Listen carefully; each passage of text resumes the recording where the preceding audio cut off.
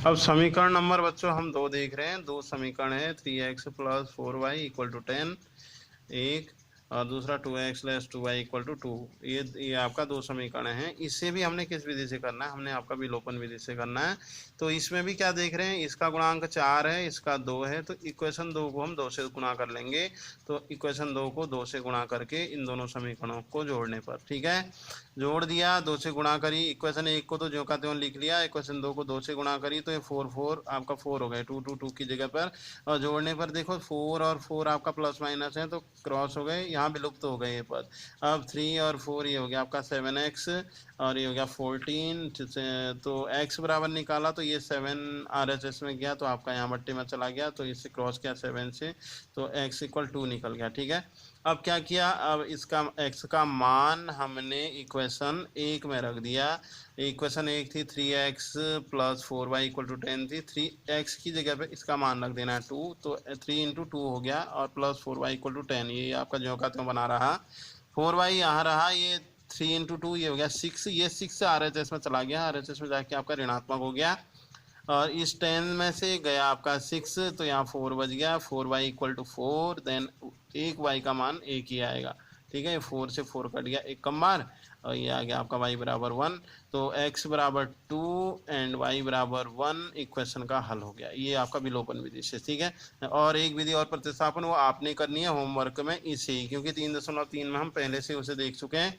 तो इसी प्रश्न का हल आप होमवर्क से करेंगे, उस विधि से, आपका प्रतिस्थापन विधि से। फिर इन दोनों में से जो आपको ठीक लगी होगी आप उसको लिख भी लेंगे, हमें इस प्रश्न के लिए ये विधि ठीक लगी, ठीक है।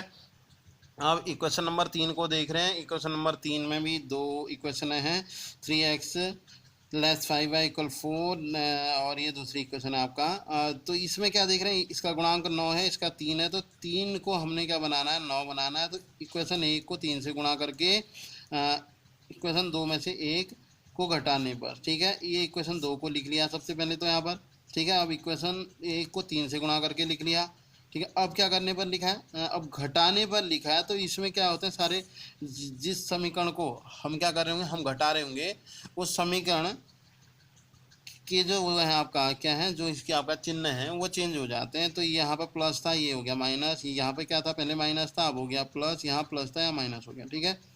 अब ये दोनों एक प्लस माइनस हो गए, तो इसे क्रॉस कर दिया, इसका विलोप हो गया।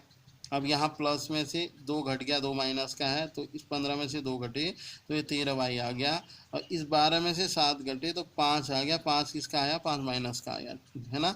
अब 13 × में है, 13 को RHS में भेजा, तो 13 यहाँ चला गया डिवाइड में, तो इसलिए इसका मान निकल गया, आ गया आपका y = 5/13, ये माइनस का 5/13। अब इस मान को हमने कहाँ रखना है, इक्वेशन 2 में रख लेना है, इसका मान इक्वेशन 2 में रखने पर, इक्वेशन 2 है 9x - 2y = 7 था, तो 2 इसकी जगह पे ये रख दिया मान y का, ये माइनस माइनस ये प्लस हो गया, 2 पंजे ये 10 हो गया।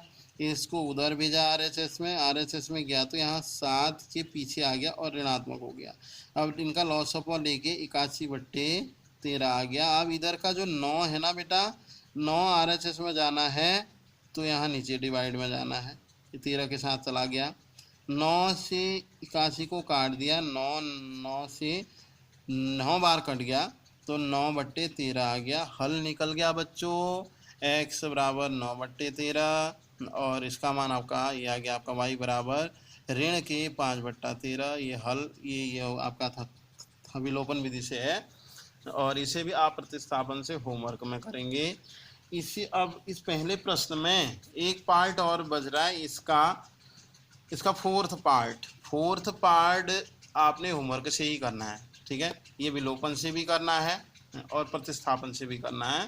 फिर इसमें से जो विधि सही लगी है उसको आपने लिख भी लेना है कि ये विधि आपको ठीक लगी। ओके बच्चों, थैंक्स।